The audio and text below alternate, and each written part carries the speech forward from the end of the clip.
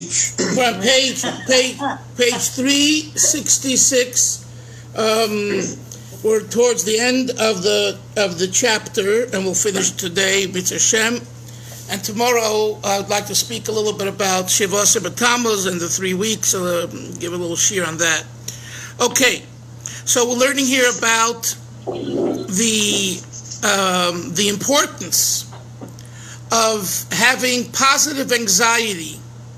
And because the Gemara says secrets of the Torah are not given only to those that worry within themselves. They're concerned about the Torah, and they're anxious in a way that they want to know the secrets. They're not happy just knowing the outer surface. They're looking for the secrets, which is the entire Shita of the Baal Shem Tov, Torah's Baal Shem Tov. So this is really up our alley, this whole important idea. Let's continue now. Page 366. It's the end of the first paragraph, 6 lines from the end of that paragraph, the third word on that line. The line starts with the words Sheberoze Torah. Yeah. You have it, Yoni, you got it? Yeah. Okay. Got it. Now, so there's 2 words in. V'zeu moisrin davke l'misha libedoig b'kirboy. The Chazal say, Mosrin, who is given by Hashem the secrets? Only one that worries within themselves. Deleiv doyeg hu inyan hamerirus. What does it mean to have a worrying heart? It means to have frustration. V'hagaguyim. I love the word gaguyim. Lihit gageya. Lit gageya means to yearn, to long. To miss. What? To miss. Yeah. To miss someone. Right. And you're longing and yearning, I want it, I need it. So the gaguyim, haboyim, achrei hasimcha ve'oinik. When our gaguyim are true, and not false, and not contrived, when it follows a simcha and oinik, a joy and pleasure that you have about Hashem and about Torah. And if you feel happy about Torah and Hashem, and you have pleasure from that, then your gaguyim are real. And here too, I'm not going to elaborate, I should, but I just got to finish the Maamar. This is a great insight to think about, and you guys can think about it as you go on through the day. That how do you know if someone's gaguyim are real? How do you know if someone's yearning and longing is real? Maybe it's fake. Maybe it's wannabe. Maybe it's hopeful. How do you know they're real? So the Rebbe says here, if they come after simcha ve'oinik, once you have real simcha in your life about what you should have simcha about, Hashem, Torah, Kedusha, then when you're lacking that, you say, I need it, I must have it. But if you don't have real simcha and oinik in Hashem and in Torah and in living the life like a yid, then to say, I yearn for you, Hashem, you're full of it. Excuse the expression. You're a faker or you're a fool. You don't really have real gaguyim. It's wannabe gaguyim. It's contrived gaguyim. But real yearning and longing comes when you feel something's missing from you. You use the word missing, Yoni, right? To say something's missing from you, you have to really be in love with it. You have to be really happy about it. You have to be really, what? It's like today that, I don't know who's going to Shul, who's not, but, it's like not going to Shul. It's like you get used to going to Minyan 3 times a day, and we take it for granted, and all of a sudden it's taken away from us, and now again we're having the Shuls closed down and everything. It's like... Right, okay, so the difference between someone who has real gaguyim for going to Shul is if they're going to Shul was part of them and it was who they are. So then, not having it, you have a great tzima'on, a great thirst. And it's a real thirst. And this, by the way, it's easily said what I'm saying. But to feel this and to live it is a whole experience. This is the experience of bonding and attaching yourself to Hashem, to Torah, and to something that's important, or someone who you care about. You know, Shlomo Melech talks about Chaylas Ava in Shir HaShirim, lovesick. And he uses the mashal of a male and a female, where the person, if the person is not in their life, they become sick out of love because they can't love them so much. And it's a metaphor for us, Avi, in our Avodas Hashem. When you don't have something that is important to you and who you are, then you get Chaylas Ava, you get sick from love. Sick meaning it really bothers you. Let's continue. V'zeu kli Avi, we're 5 or 6 lines from the end of the first paragraph on 360c. 6. V'zeu kli la'oinik v'hatam shebedrozi Torah.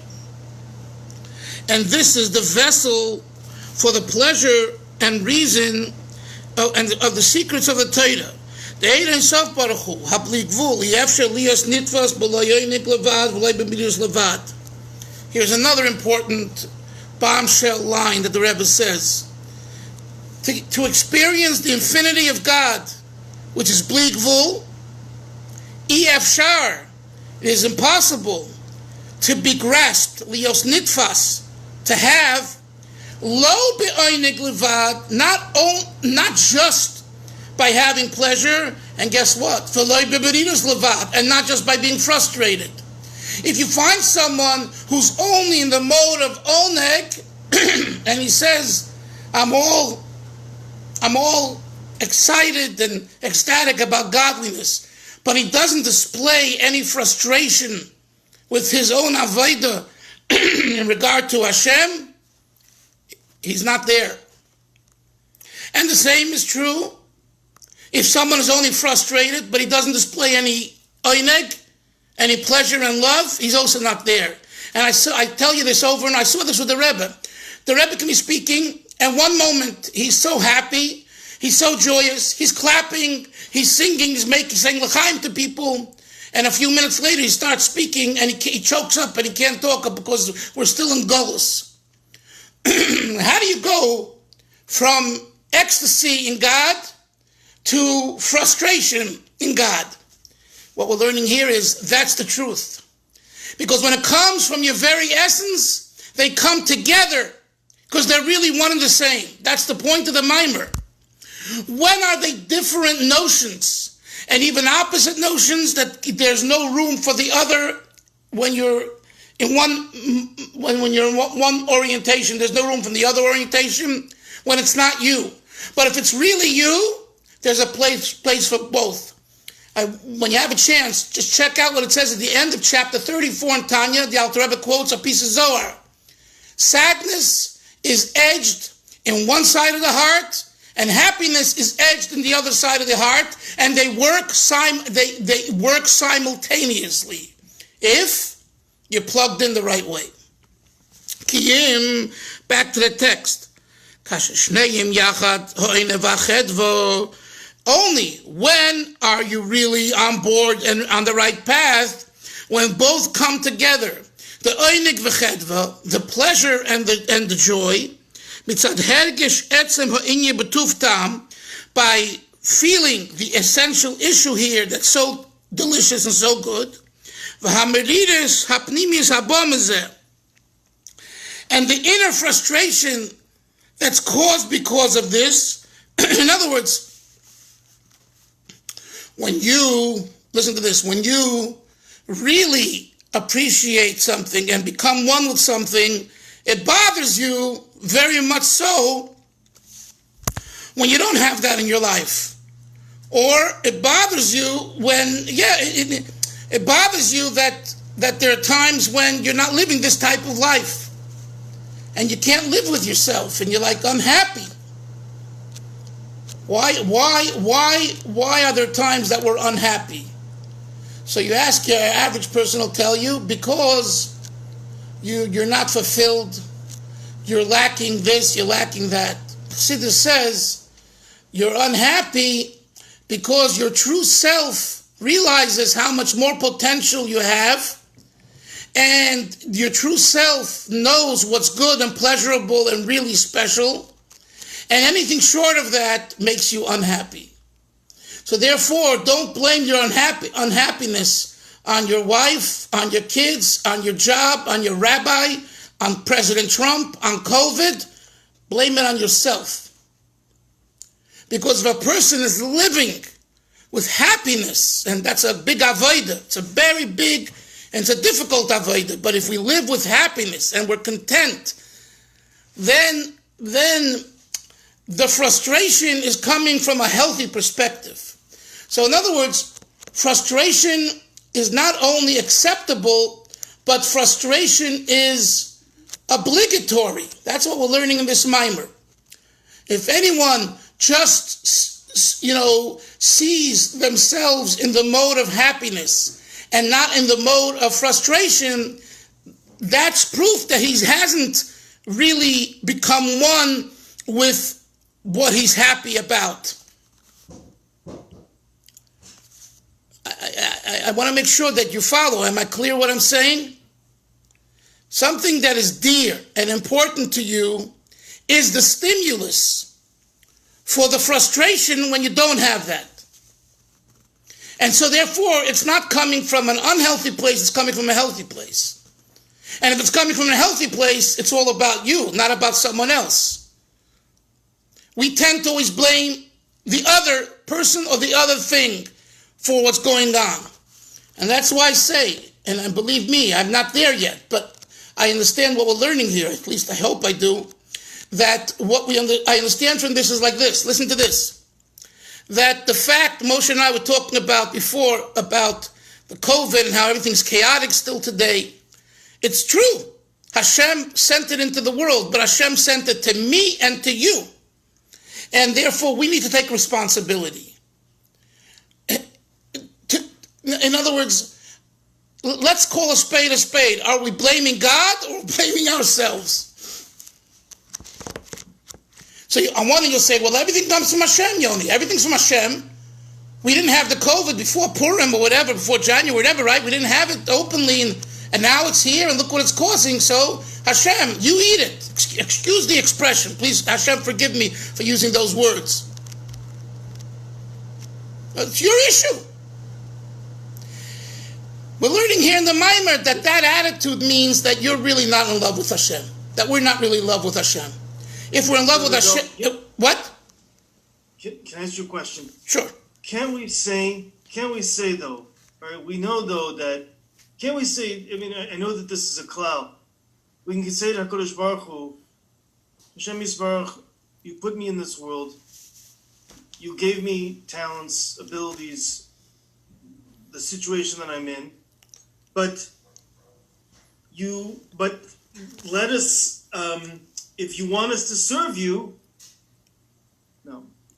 What I want to say is, if you want us to do what we're supposed to do, so make the situation in the world be one that we can do what we're supposed to do in this world. Meaning, like I'm taking this off of stories like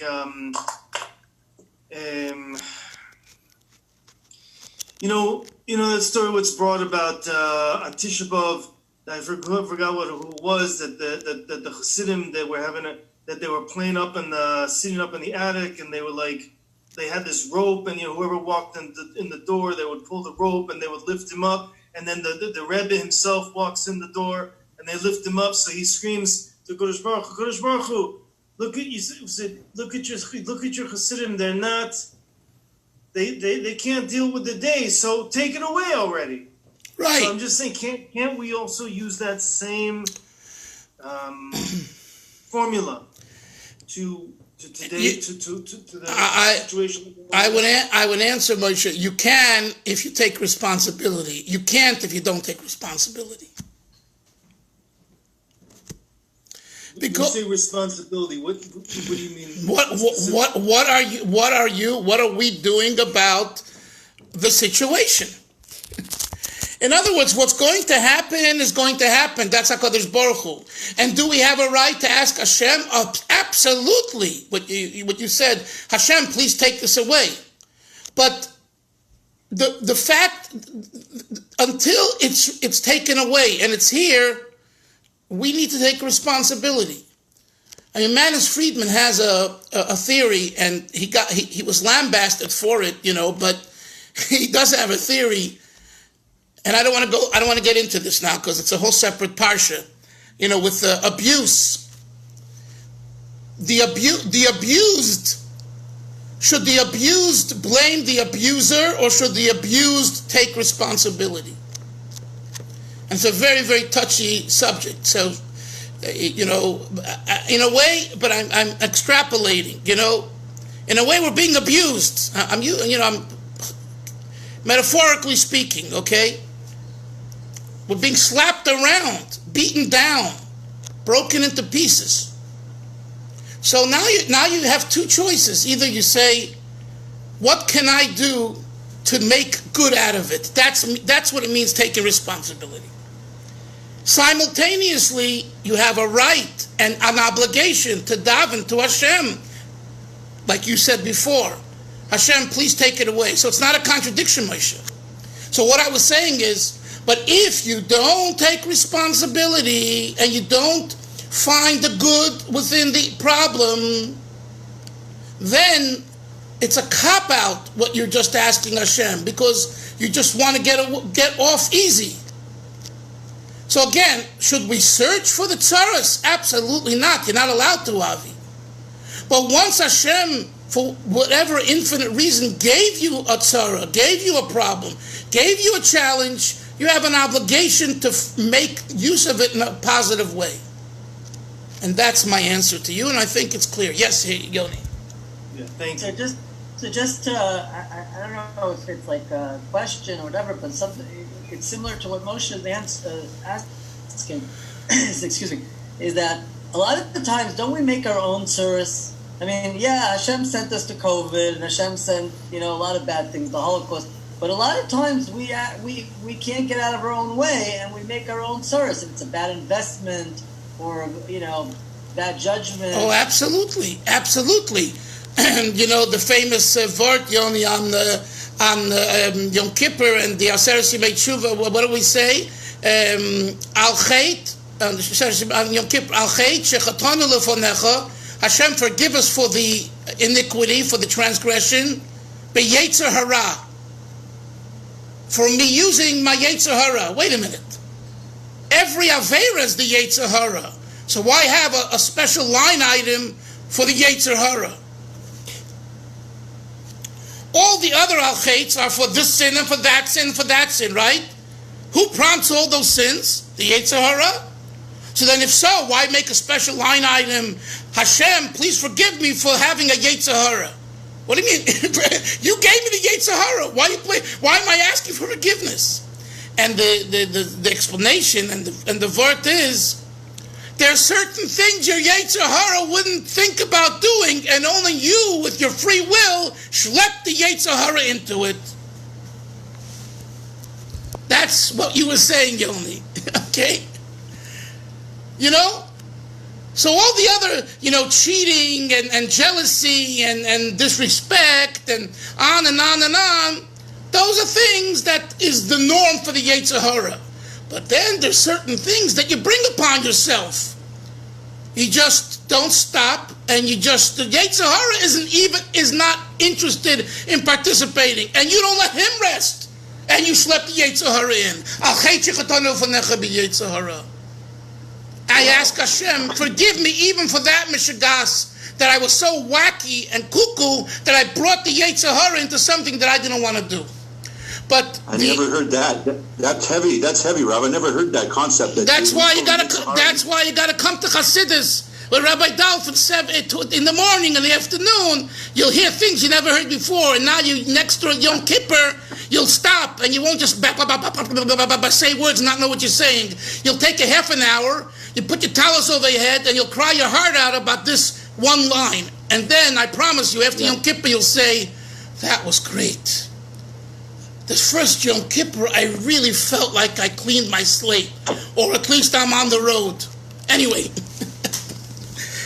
That's interesting. But no, but it's a deep concept, but what Moshe was saying, Moshe's laughing. Moshe's saying, both he and Yoni bring up good points, important ones. So on one hand, we bring it ourselves. By the way, it's a rule in Chazal. Megara boy yetzahara. You know what megara boy means? In Yiddish, it means reiz don. It means he excites his own yetzahara to get involved. In other words, stop here, so the yetzahara won't antagonize you more. No, he doesn't stop here, so he is assisting the yetzahara to do its job. Don't do that. And by the way, that's the whole idea of Gedorim, Siyog LaTorah, the fence, Avi. What's the whole idea? Yesterday I was discussing with some other Hasidim here about the Satmar Rav. The Satmar Rav, everyone looks as a fanatic, anti-Israel, anti-Zionist, and everything else, right? And I explained to them, because I studied him, when I wrote my book on Satmar Lubavitch, that I don't believe that's who he was in his really self. He didn't want you should get here, so he made a fence over here. So if I stop you here, I don't get here. Like the Israelis made a fence between the Arabs and right? I don't want you to come in here, so I make a fence there. But if you would not come past your border and you would stay there, I would never make a fence. But I know that you're not going to listen. And you're going to come in, I have to make a fence there. So the whole idea of Siyog LaTorah is based on this idea. But let's get back to the text. So he says, V'azahu magia le'inyin as is dos. Then, when a person finds room in his heart to express both happiness and frustration, then he reaches is dos. This is who he is.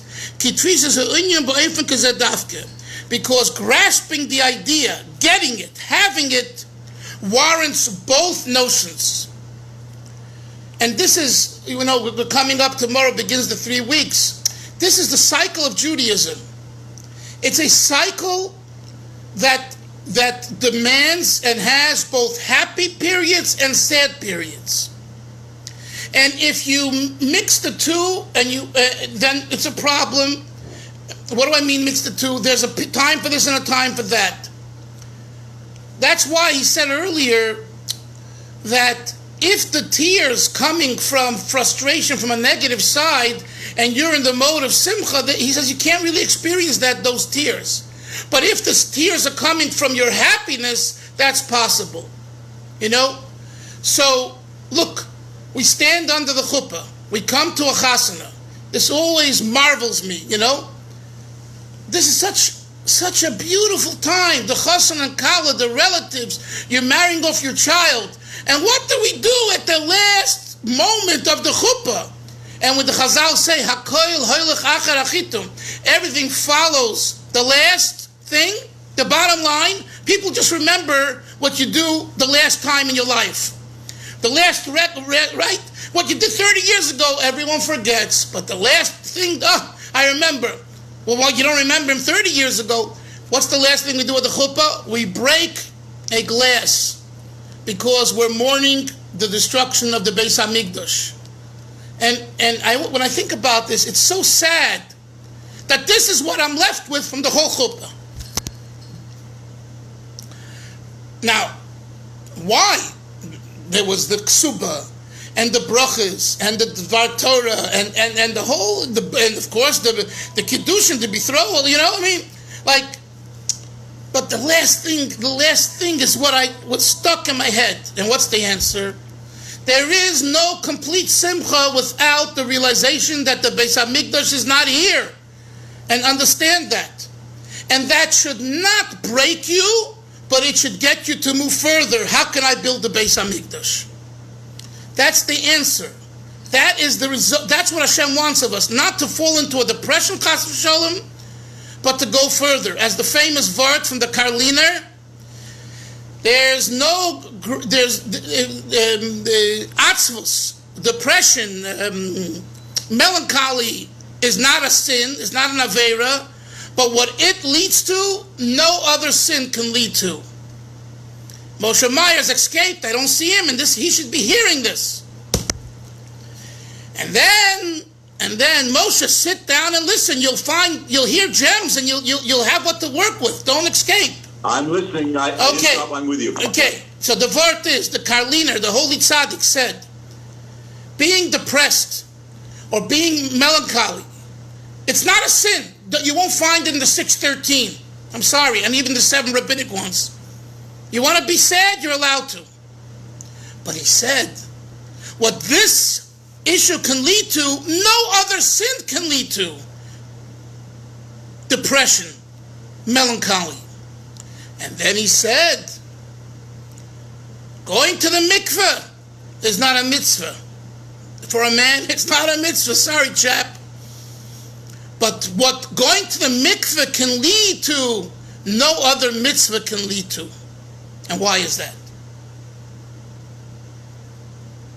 Why is that? Ask anyone on the street from all of the Hasidim, I bet you they won't be able to tell you. And I'm going to tell you. What happens when you go to the mikveh?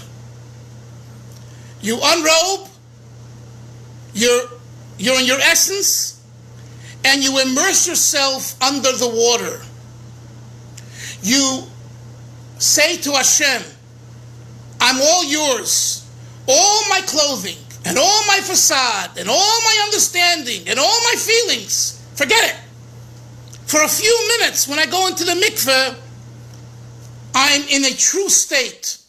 And that true state itself, I immerse myself under the waters of purity, the waters of Hashem. You submerge yourself actively, proactively into the waters of Hashem. And that is the base of all mitzvahs. Because when a mitzvah comes along and you say, it's hot, it's uncomfortable, it's difficult, I can't do it, I don't want to do it, leave me alone. If you were to remember that you're only here because of Hashem, you wouldn't say that, you wouldn't feel that, you would be running to the mitzvah. The mikveh experience is the embodiment of saying, I'm all yours.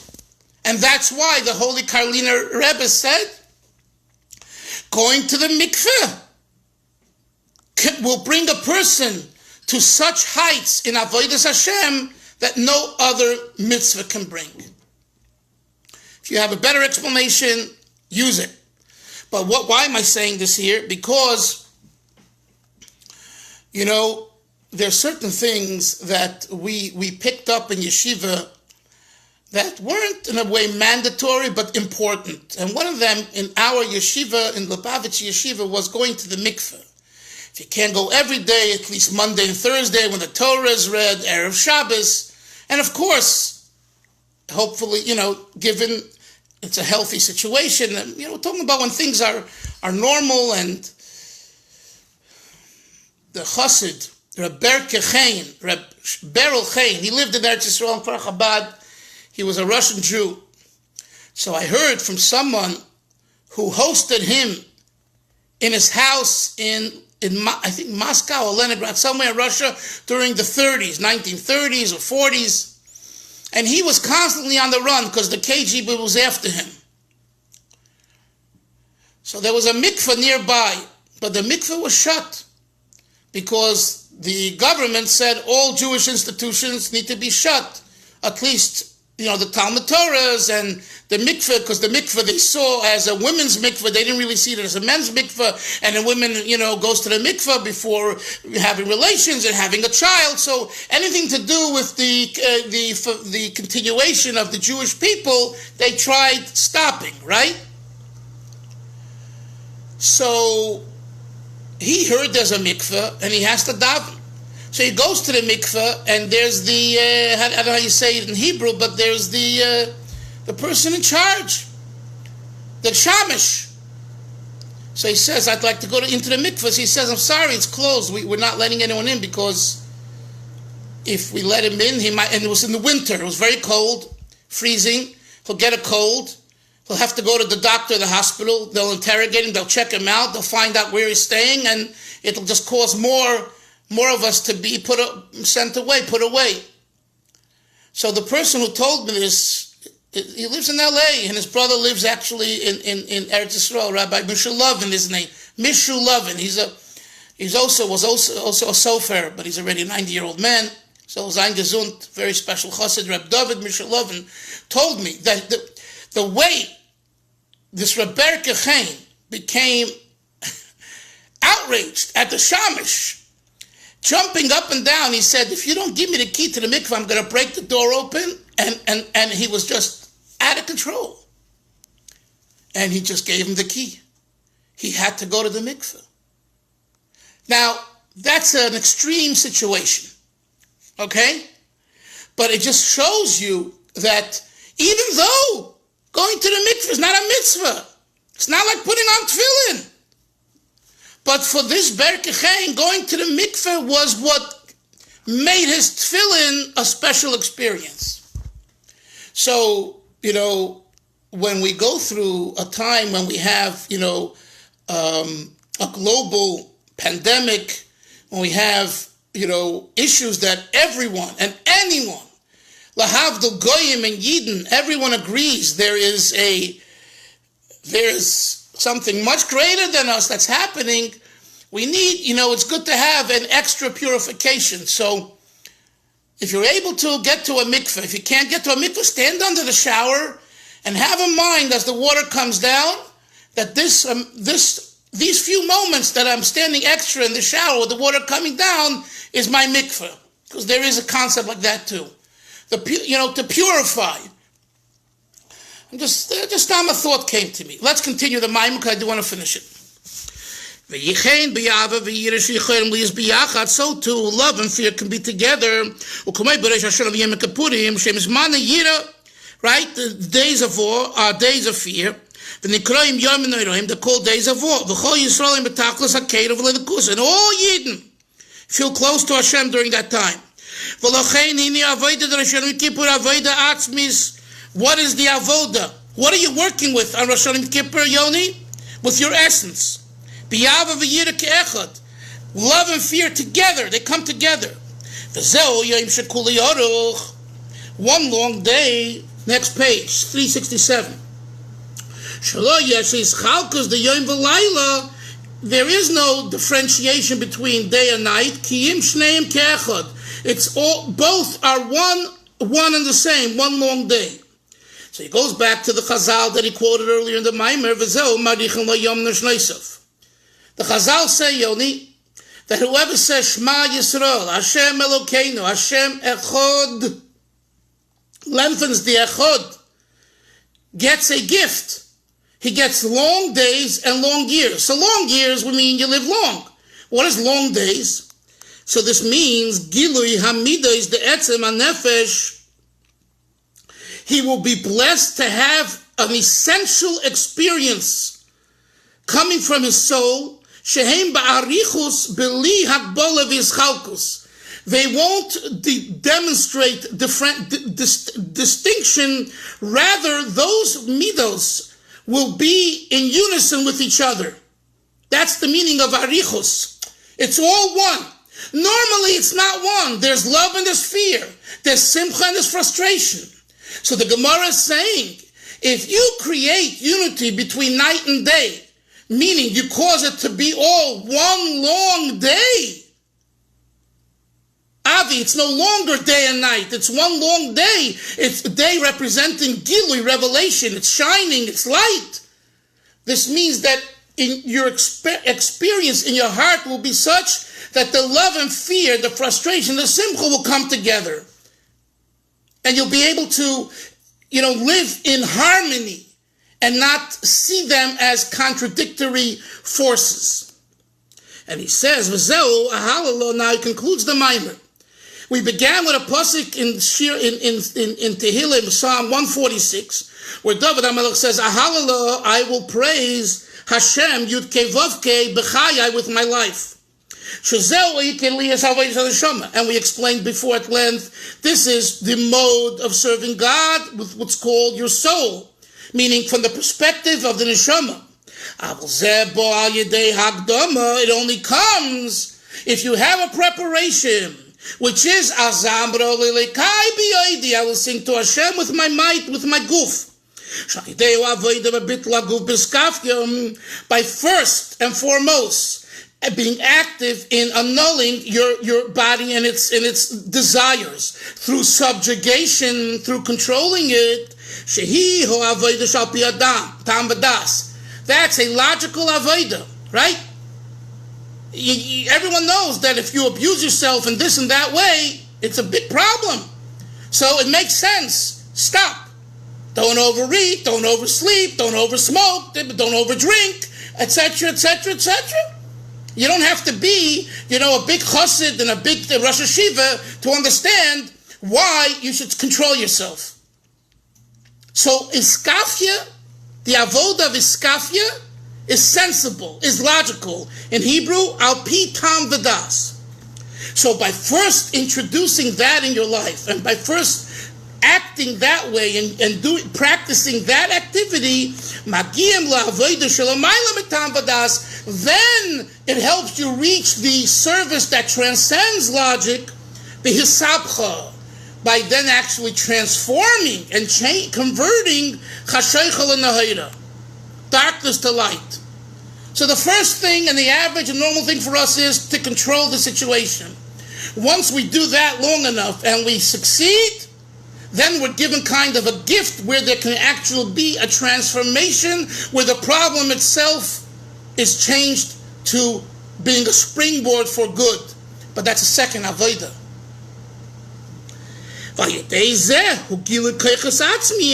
This reveals the essential koiches, shuinyan arichas yomim, that's arichas yomim.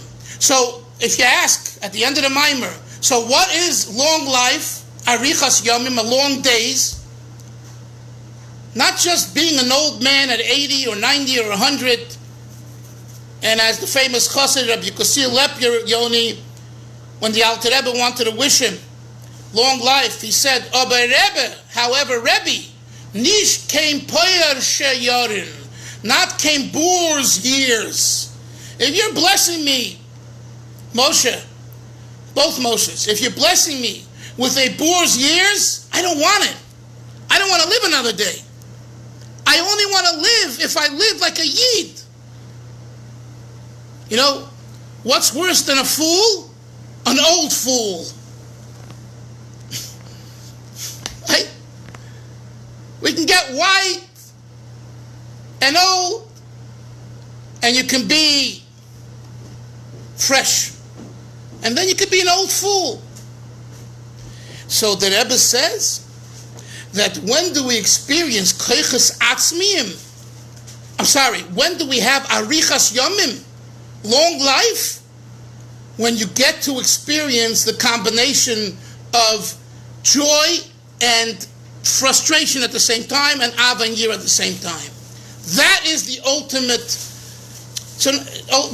long day. So in other words, when you're settled, and really when you look at someone who's an older person and you know that person earned his years and makes value of his old years, you see that they learned how to balance the good times and the bad times. They found a mechanism to really make them work in harmony. That's the real arichas yomim. Arichas yomim, just sitting on the couch and playing, Nintendo or surfing the web all day and all night and just wasting your life. Why don't you guys start writing? Some of you are a little older. Write your life's experiences. I was sitting with my father, because I know he's 82 years old, and he's telling me about things 60 years ago, in detail. I was like, I'm listening. He knows exactly what time he came to 770, the first time that he came in 1958. He remembers who greeted him at the boat, what his relatives said, and what the Lubavitcher said, where he went, when he went to sleep, whose bed he slept on. I mean, why? It's not just that, you're blessed with a good memory and it's when something is ingrained in you, very ingrained in you, Meaningful. Meaningful. Now, if Hashem Chas v'Sholem, gives you an illness, God forbid, dementia, worse and all that, again, those are the exceptions, and that's not for us to understand. That is Hashem's department. But the Gemara, and it's a Gemara, what I'm saying is a Gemara. Daiton shel Talmidei Chachamim, the minds of the people who learn Torah and who are invested in Torah, as they become zakenim, as they become elderly, become sharper and sharper. And daitem shel ami haaretz, and the minds of the ignoramuses, when they become older and older, it becomes weaker and weaker. But you'll say, well, this guy is 95 and he didn't learn a word of Torah. So send an email or a fax or a text or a Twitter to God and ask me a question, because I don't have an answer. But what I do know is that on the average, this is a true klal. This is a true klal. And this goes into the whole other idea. If we're searching for answers, there's something called reincarnation, past life. There's all kinds of things that are taking place that we're not even aware of. Where was your neshama before? Maybe you're being misaken something from before, and that's why this issue you don't remember, because you have to deal with his issue. I mean, there's all kinds of possibilities, Torah possibilities, not L. Ron Hubbard possibilities, Torah possibilities. May Hashem help, Chevre, that tomorrow, Mitzvah Shem, I do want to talk a little about Shabbos B'Tammuz and the 3 weeks. So please join if you have koyach. I hope you do. And I'm not paskening, but I think most of the Rabbanim say if you're not well, don't fast. If you can fast just a half a day, if you could do that, and then daven mincha or something, that would be a great thing. But even if you don't have koyach and don't feel guilty, and give extra tzedakah. Tzedakah is a substitute for fasting. So the equivalent, the equivalent of a suda. So say if you spend $5 on a meal, you should be giving $10 tomorrow, because a person needs 2 sudas a day, if you're able to. So there are ways of mitigating the fast issue. Have a great day, l'chaim, and I will see you tomorrow. Bye bye. Bye bye. Yes, comments from the peanut gallery? Yes, that is interesting. I think the comment, I know the comments.